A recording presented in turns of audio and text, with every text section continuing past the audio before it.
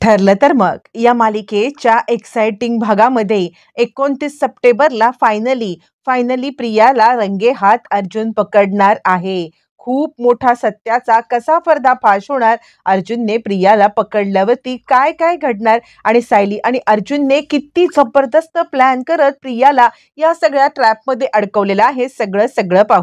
आता सगळेजण घराबाहेर गेला असल्या कारणाने अर्जुन आणि सायली दोघच जण घरामध्ये असतात. ज्या वेळेला हे दोघं जण घरामध्ये असतात त्यावेळेला मग आता या दोघांचं ठरतं आणि आता सायली म्हणायला लागते, मला खरंच कळत नाहीये, घरामध्ये नेहमी इतकी एक्साइटमेंट असते आणि आज आज बघा ना, आज या सगळ्यामध्ये आपण दोघच जण आहोत. किती घर रिकामं रिकामं वाटतंय. सगळेजण जाऊन अगदी 5च मिनिटं झाली असतील, पण तरी सुद्धा फक्त 5 मिनिटं झाल्यावरती सुद्धा आपल्याला किती एकटं एकटं वाटतंय ना.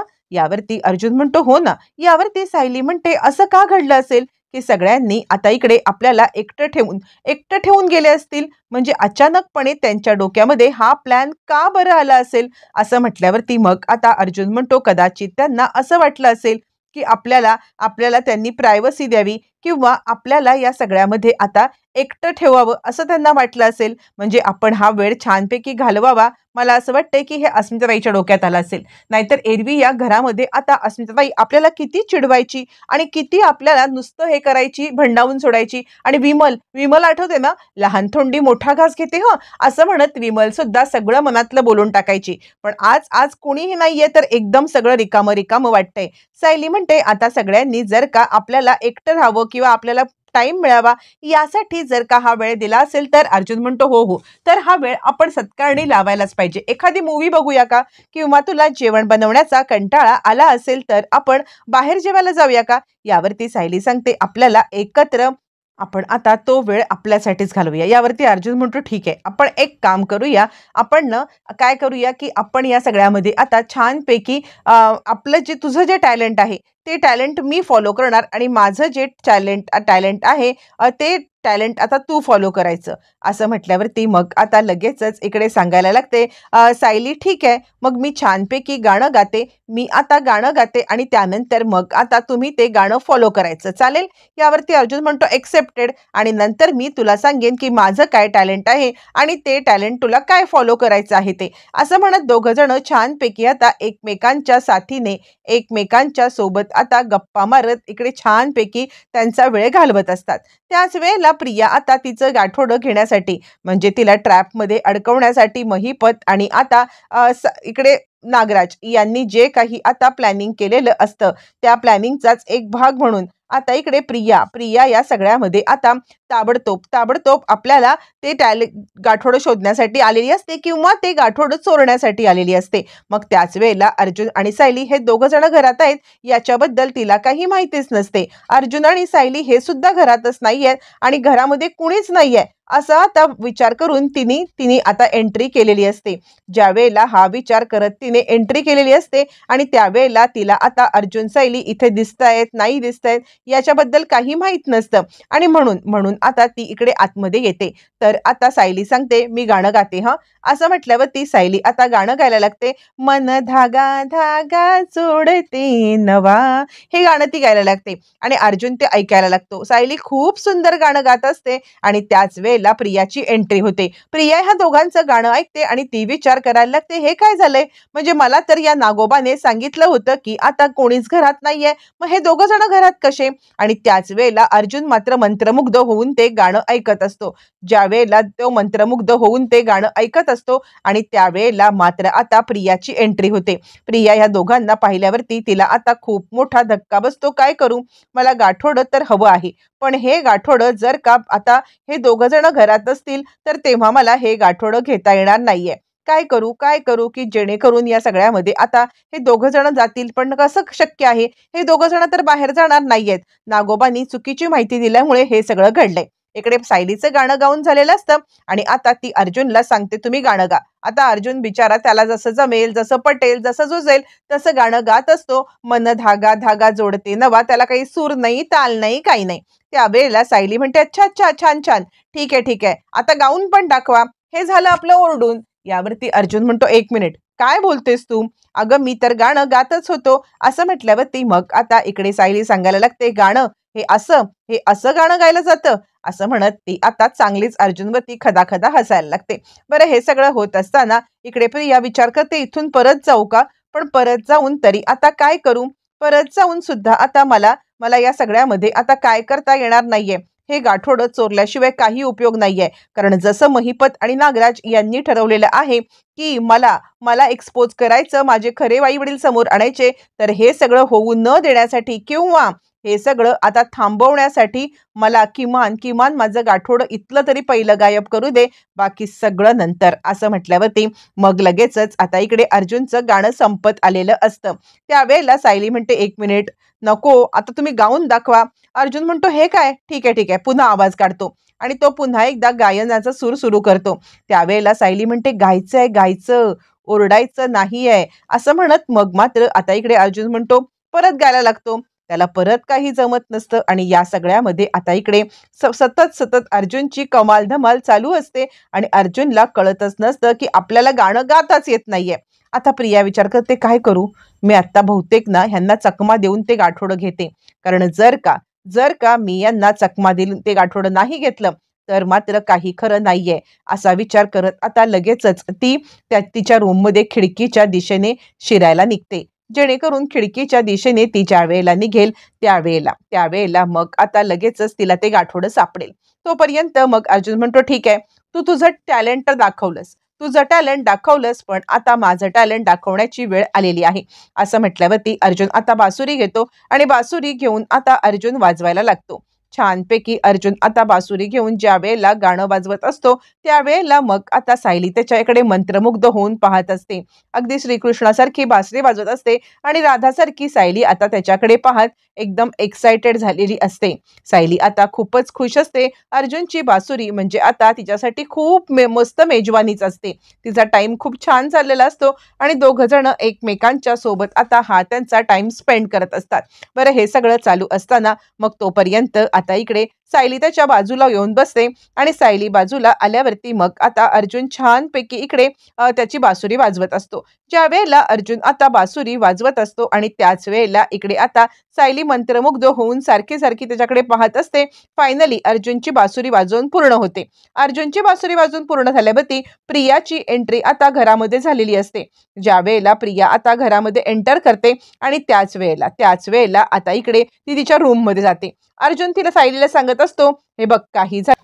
अर्जुन सांगतो, माझं टॅलेंट तर मी दाखवलेलं आहे, आता तुझं टॅलेंट दाखव, असं म्हटल्यावरती मग आता लगेचच सायली बासुरी घेते आणि अर्जुनला वाटतं की आता तिला बासुरी वाजवता येत नाही, म्हणून अर्जुन तिची आता मदत करण्यासाठी आणि जसं आता त्याची फजिती झाली ती फजिती होऊ नये म्हणून तिच्या बाजूला येऊन उभा राहतो आणि तिला कशी बासुरी वाजवून दाखवायची हे दाखवायला लागतो. आणि त्यावेळेला सायलीला इतकी उत्तम बासुरी वाजवता येते हे आता अर्जुनला माहीतच नसतं. तो मंत्रमुग्ध होऊन आता सायलीकडे पाहत बसतो आणि तू तर मला पूर्णपणे हरवूनच टाकलंस. म्हणजे मी विचार केलेला की आता तुला आता मी बासुरी वाजवायला दाखवीन, पण या सगळ्यामध्ये तू आता बासुरी म्हणजे मला दाखवायच्या ऐवजी तू आता स्वतःच इतकी बासुरी छानपैकी वाजवत आहेस ना की मलाच कळत नाहीये की हे सगळं काय चाललंय, असं म्हणत मग आता तो इकडे सायलीला बाजूला बसतो. आणि मला माहित नव्हतं की तुला ही बासुरी इतकी छान वाजवता येते.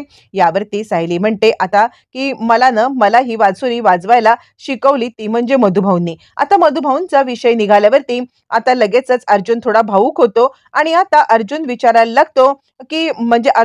करायला लागतो की काही झालं तरी सुद्धा मी बरेच दिवस सायलीपासून लपवून छपून सगळं करतोय, आता मला नाही वाटत की याची गरज आहे, आपण आता काहीतरी केलं पाहिजे, सायलीला सगळं खरं सांगूया. इकडे अर्जुन आणि सायली हे आता सत्य विषयावरती बोलायला जेव्हा येणार त्यावेळेला महिपत सांगत असतो नागराजला, नागराज शेठ, या प्रियाला काहीतरी सोय करायला पाहिजे. यावरती महिपत म्हणतो तिला बरोबर या सगळ्यामध्ये इकडे काही झालं तरी सुद्धा आपण तिला या सगळ्यामध्ये आता अडकवायचं आहे. यावर नागराज म्हणतो, पण ही एवढीशी प्रिया कधी काही करू शकते सांगू शकत नाहीये, म्हणून आपण लवकरात लवकर तिचा बंदोबस्त करायला पाहिजे. त्यावरती मग आता महिपत म्हणतो, नाही, तिचा बंदोबस्त तर करायचा आहे, पण एक गोष्ट लक्षात ठेवा नागराज शेठ, तिच्या खऱ्या आई वडिलांपर्यंत त्या सुभेदारालाच पोचू दे. यावरती नागराज म्हणतो, हो, पण तोपर्यंत तिने काही केलं तर. यावरती महिपत म्हणतो, ती काय करूच शकणार नाहीये, कारण सुभेदाराच्या हातामध्ये जे काही पुरावे द्यायचे होते ते पुरावे पुरावे आपण सगळे दिलेले आहेत. ज्या वेळेला सुभेदाराच्या हातामध्ये ते पुरावे दिलेत आणि त्यावेळेला आता आपल्याला काही टेन्शन नाहीये असं म्हटल्यावरती तो सांगतो हो, पण तरी सुद्धा तिचे खरे आई वडील सापडल्यावरती काय करायचं? यावरती महिपत म्हणतो तिचे सगळे कच्चे चिठ्ठे आपल्या हातात येतील. ज्या वेळेला तिचे खरे आई वडील आपल्याला सापडतील ना, त्यावेळेला खऱ्या अर्थाने आता तिच्या सगळ्या नाड्या आपल्या हातात असतील. म्हणजे कळतंय का तुम्हाला? काही झालं तरी सुद्धा आता आपण एक गोष्ट करायची आहे की या प्रियाचे खरे आई वडील समोर आणायचे. मग ते सुभेदारनी आधी समोर आणू तर दे, मग पुढे काय करायचं आपण ठरवू. नागराज म्हणतो हो महिपत शेठ, पण याच्यामध्ये रिस्क पण आहे. महिपत म्हणतो नागराज शेठ, रिस्क तर सगळ्यातच आहे, पण काळजी करू नका. जर या प्रियाला आपल्याला धडा शिकवायचा असेल आणि हिच्या सगळ्या नाड्या आपल्या हातात जर का आवळून ठेवायच्या असतील तर आपल्याला हे सगळं करायलाच लागेल. असं म्हणत आता इकडे त्या हवालदाराकडे सुद्धा चौकशी मी करतोय, काय खरंय काय खोटंय, आपल्याला काय माहिती अजून त्याच्याकडून मिळणार आहे हे सगळं तर शोधूच या. पण आता आपण अर्जुन सुभेदार याच्यावरती सगळी मदार ठेवायची आहे. अर्जुन म्हणतो हे बघ सायली, म्हणजे मला माहिती आहे की तू या सगळ्यामध्ये आता काय विचार करते आहेस. तुला मी मधुभाऊंचं सत्य सांगितलेलं नाहीये, पण बरेच दिवस मी तुझ्या खऱ्या आई वडिलांचा शोध घेतोय, हे सत्य मी तुझ्यापासून लपवून ठेवलं. यावरती सायली म्हणते काय? यावरती अर्जुन सांगायला लागतो हो, कारण ज्या वेळेला मधुभाऊ आपण हॉस्पिटलमध्ये होतो तेव्हा थोड्या वेळासाठी मधुभाऊ शुद्धीमध्ये आले होते, पण त्याच वेळेला मधुभाऊ शुद्धीवरती आल्यावरती मग आता त्यांनी मला सांगितलं होतं. यावरती सायली म्हणते काय? त्यावरती मग अर्जुन सांगायला लागतो हो, मधुभाऊंनी मला आता सांगितलं होतं की सायलीचे खरे आई वडील जिवंत आहेत. आता सायलीला धक्का बसतो आणि त्यावरती ती आता म्हणायला लागते की काय माझे आई वडील जिवंत आहेत? यावरती मग आता तो सांगायला लागतो हो, तुझे आई वडील जिवंत आहेत आणि त्या सत्याचा शोध आता मधुभाऊंनी मला घ्यायला सांगितला, किंवा त्यांची अशी इच्छा असेल की आपण हा शोध घ्यायला पाहिजे. असं म्हटल्यावर ती सायली म्हणते ही गोष्ट तुम्ही मला का नाही दाखवलीत? यावरती आता इकडे ती सांगायला लागतो तेच मी तुला सांगण्याचा प्रयत्न करत होतो, पण तुला मात्र ही गोष्ट किंवा तुला तुझ्या खऱ्या आई वडिलांचा शोध घ्यायचा नव्हता. आता मात्र सायलीला धक्का बसतो, म्हणून अर्जुन सर इतके दिवस माझ्या आई वडिलांचा शोध घेण्याचं काम करतायत असं आता ती विचार करायला लागते. पण त्याच वेळेला मग आता ती सांगायला लागते की मधुभाऊंना असं वाटत होतं की माझे खरे आई वडील सापडावे. यावरती मग आता लगेचच इकडे सांगायला लागते प्रिया विचार करायला लागते नाही काही झालं तरी सुद्धा हे गाठोडं कुठे असेल. म्हणजे आता नागोबा तर मला म्हणाला होता की हे गाठोडं जर का आता नाही सापडलं तर वाट लागेल. मग तिने ज्या सिक्रेट ठिकाणी ते गाठोडं ठेवलेलं असतं आणि त्याच वेळेला आता इकडे ती ते सिक्रेट ठिकाण म्हणजे तिने आपल्या रूम मध्ये ते गाठोडं ठेवलेलं असतं आणि ते गाठोडं ती आता तो ड्रॉवर खोलते. तो ड्रॉवर खोलून ती आता गाठोडं शोधण्याचा प्रयत्न करते, पण त्या ठिकाणचं गाठोडं ऑलरेडी अर्जुनने काढून टाकलेलं असतं आणि ते अर्जुनच्या ताब्यात असतं आणि त्यामुळे ती गडबडते. काहीतरी गडबड आहे, म्हणजे मी तर इथेच गाठोडं ठेवलं होतं, इथे होतं ते सायलीचं गाठोडं होतं आणि माझं गाठोडं महिपतकडे आहे. आता खूप मोठा गोंधळ होणार असतो आणि आता खूपच मोठी एक्साइटमेंट आलेली असते ज्या वेळेला हे सगळं घडत असतं. आणि त्याच वेळेला मग ती इकडे तिकडे पाहत असते, पण तिला कुठेच काही गोष्टी दिसत नाहीत आणि ती आता जबरदस्त गडबडते आणि ती विचार करते काय घडलं असेल आणि आता जे काही नागोबा बोललाय ते खरं आहे का? काय करू? इकडे तोपर्यंत अर्जुन म्हणायला लागतो सायली, म्हणूनच मी तुझ्या आई वडिलांचा शोध आता इतके दिवस घेत आहे.